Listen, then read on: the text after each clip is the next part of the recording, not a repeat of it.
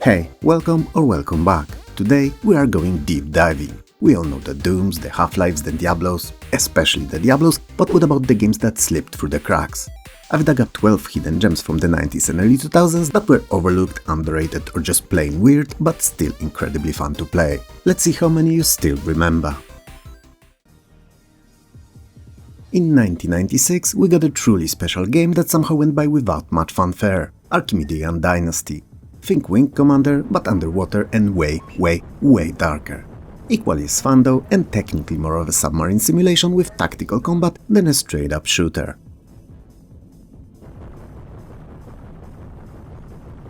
The world's surface is uninhabitable due to a devastating nuclear war, so humanity survives in the oceans. You play Emerald Deadeye Flint, a mercenary submarine pilot navigating political tensions between underwater factions. The story is surprisingly deep, and yes, the pun is intended, dealing with scarce resources, corruption and ancient secrets buried in the aqua.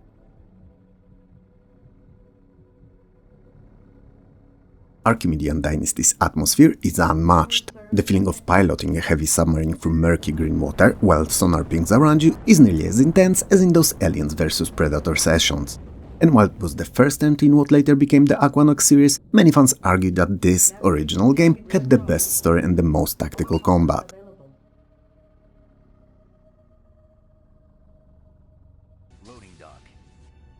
While movie or TV show tie-ins are rarely great, or even decent if you think about it, Raven Software's Star Trek Voyager Elite Force was actually quite good. In fact, it had no business being as good as it was. Built on the Quake 3 Arena engine, it not only looked and ran fantastic for the time, but also delivered shooting mechanics that were incredibly crisp. I mean, just look at it. Boom boom, kapow pow pow! I really hope I remembered to pick the right footage for this section here, cause otherwise, oh my god, cringe.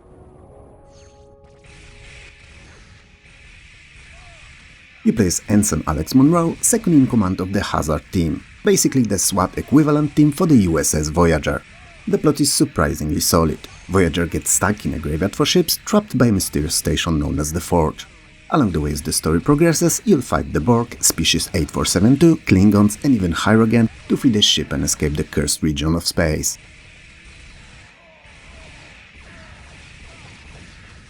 Voyager Elite Force is arguably the first Star Trek game that actually nailed the feeling of a frantic phaser fight you saw on the TV screen. It's fast, it's polished, and walking around the perfectly recreated Voyager, complete with the actual cast voices, is still a total vibe and a pleasure to any and all fans of the series. You know, nerds such as myself, loving most of the Star Trek series, even those that the mainstream ignored.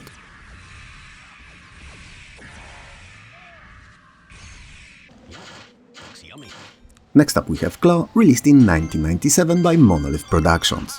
The same Monolith that also made Blood in 1997 and later became famous for Fear. But before they became the masters of first-person horror shootouts, they made a rather great game about the pirate cat. And who doesn't like the idea of a pirate cat?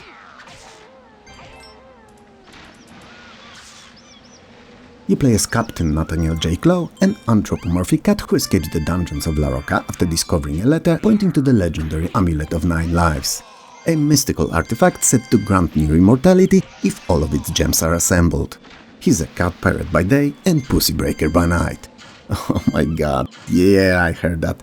Please don't seek any second meanings here, I meant pussy heartbreaker.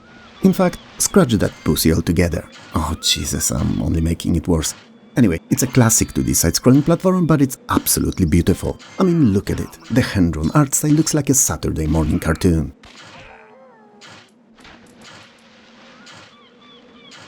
Now, don't let the cute graphics fool you, Claw is pretty brutal. It's infamous for its crushing difficulty and stingy save points. But when you finally nail a level, you know, when you complete it perfectly, you feel like a true pirate cat god. The sword fighting, pistol blast, dynamite tosses and that magical claw ability keep the gameplay loop fresh all the way through.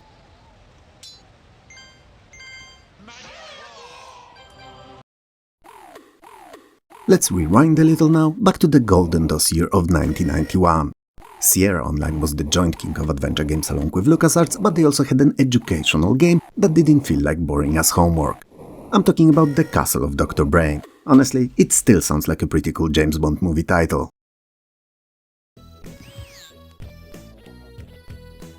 You play as a wannabe lab assistant trying to get a job with the eccentric Dr. Brain, but to enter his castle you have to solve a gauntlet of logic puzzles scattered throughout its rooms and corridors to prove your skill and worth. So you'll be decrypting ciphers, navigating mazes and solving memory games among others.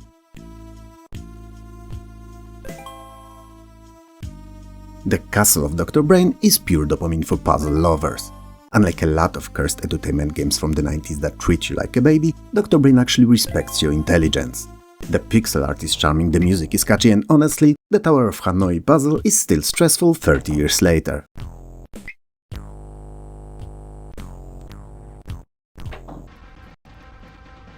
Okay, we're getting a little obscure here. Let's talk about Rebel Runner Operation Digital Code from 1996. It's one of those games you probably never saw on the shelf when it released and either found it accidentally in a bargain bin or on a shareware disk, if you even did at all.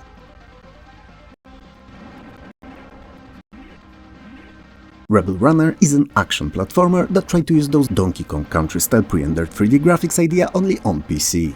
Personally, I hate the formula, with a passion of a fingerless sharpshooter, but you may disagree and find it quite enchanting. You play as the rebel soldier trying to save your planet Renax from the evil aliens of Maroon Empire, and for some reason your main weapon is shooting fireballs from your own hands. Yep, that's big game logic of 1990s.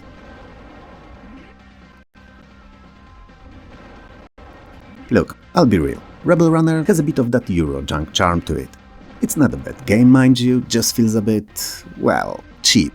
It's also incredibly difficult and the controls take some getting used to. But on the plus side, it's a fascinating time capsule of that mid-90s era where everyone was trying to figure out what 3D should look like. It's frantic, fast and weirdly addictive once you get the hang of it.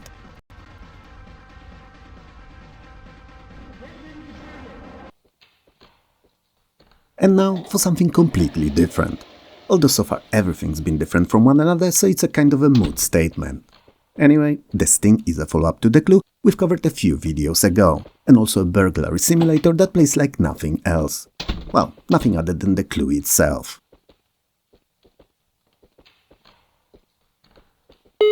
You play as Matt Tucker, a career criminal just out of jail in the city of Fortune Hills. And instead of finding a boring sales or office job, you jump straight back into what you know best, thievery. The gameplay loop is split into 3 parts. First, you scout the location to see what's inside, then comes the planning phase where you walk around post-time and tell your characters exactly what to do, unlock this window, grab this loot, set up an escape route and whatnot, and finally you hit play and watch the heist unfold in real time to see if you messed up.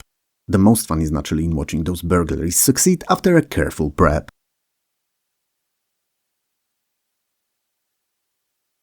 The Sting feels like an odd mixture between early 2000s home video editor and Ocean's 11. Only you're not as good looking as Ocean and don't always succeed. But watching a plan come together perfectly after you spend some time on it is incredibly satisfying. It's quirky, colorful, and the recording mechanic where you script actions and then replay them was way ahead of its time. Plus the soundtrack is a low-key banger. Jazzy and playful, something you'd not expect from a game like that.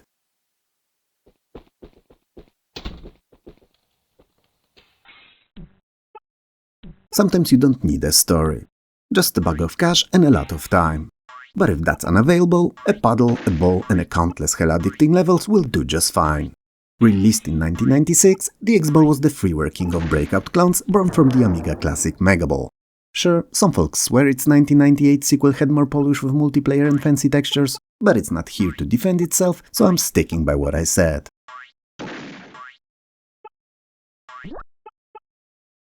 The X-Ball was a freeware staple on countless family PCs. Well, at least where I lived.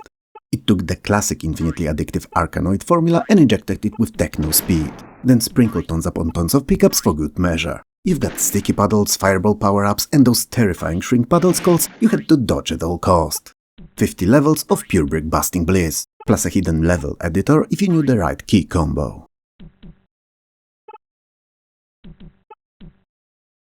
The physics in the X-Ball are pure perfection. The sound of the ball hitting the bricks, that crisp clack clack clack and then boom, I swear, it's like ASMR for 90s kids. Best part about it, it was solo spec, it could run on practically anything. Your potato PC, your toaster, maybe even your girlfriend's pregnancy test, anything. The X-Ball is hypnotic, and it still has that just one more level energy that modern mobile games wish they did.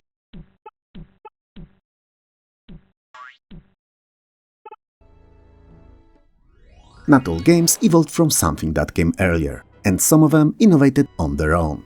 Shadowcaster from 1993, even if often forgotten, was one of those games. It stood as a bridge between Wolfenstein 3D and Doom with a touch of magic.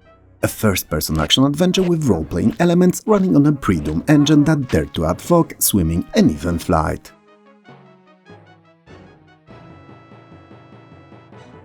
It was developed by Raven Software using a modified id engine. You play Kurt, who discovers he's the last of a race of shapeshifters, so as it's easy to guess, you can morph into different forms. Like a four-armed cat who can see the unseen, a sprite who squeezes into tight spaces and unleashes swarms, a flying fire-breathing dragon, and more. The catch is that evil god Malkor's corrupted shapeshifters are hunting you just as you're learning to master these powers.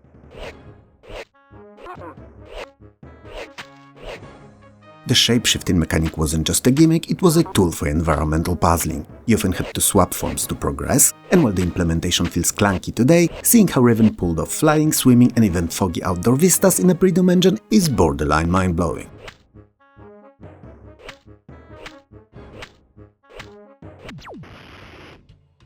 Okay, things are about to get weird. Only a little, but they are, so brace yourselves, because Cocktail Vision's Inca feels like a fever dream of a game.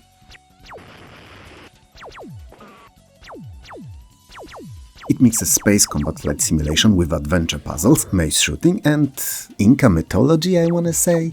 You play as El Dorado, the new Sapa Inca who has to fight Spanish conquistadors. In space. Yeah, you heard that right, in space. It features digitized cutscenes, later expanded even more in the CD-ROM version, golden Inca-inspired spaceships and mashup of ancient and futuristic locales and a soundtrack that swings from pan flutes to full orchestral tracks.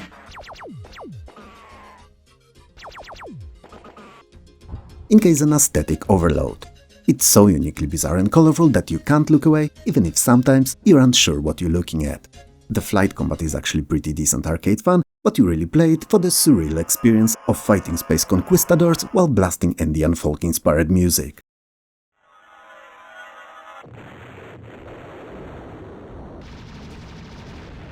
In 1997 we got a fantastic genre mashup that was way ahead of the curve. Uprising, Join or Die. This is half first-person shooter, half real-time strategy and full-on fun.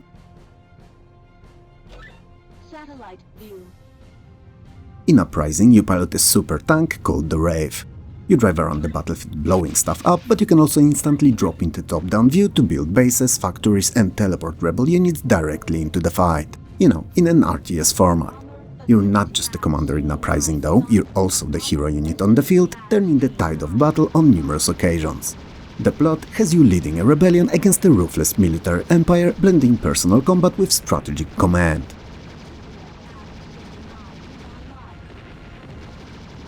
Uprising hybrid style is still very rare. The feeling of ordering a squad of tanks to attack a base and then driving alongside them to blow open the gates yourself makes you feel powerful in a way standard RTS games don't.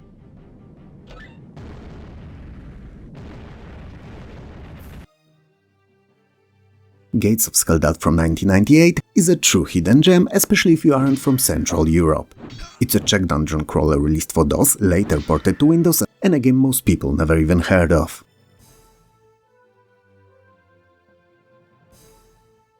It's a classic grid-based fare similar to Lands of Lore or Eye of the Beholder.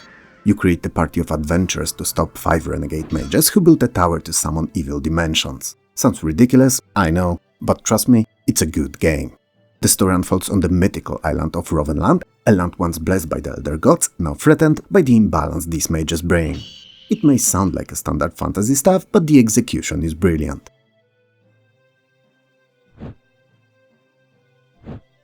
Gates of Skeldal was made with a lot of love and virtually no budget, yet it plays beautifully.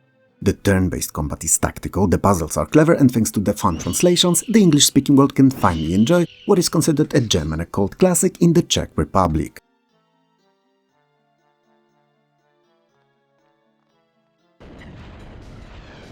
And finally, we're closing today's video with a pure adrenaline shot delivered by showers of bullets, 1997's Demonstar.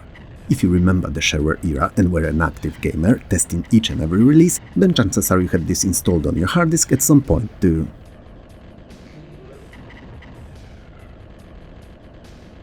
Demonstar is a vertically scrolling shooter, a shmup if you will, clearly inspired by the arcade classic Raiden. So it's a standard game flow. You fly a ship, you grab power-ups that change weapons, spread your laser across the whole screen, and you blow up giant mechanical space bosses. Pure arcade DNA.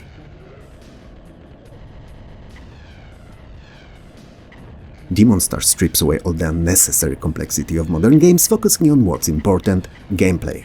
It's just you, the music, and a million bullets to dodge. Also enemies, many enemies. The controls are razor sharp, and the thrill of turning your ship into a screen-clearing wall of death is incredibly satisfying. 10 out of 10 would play again.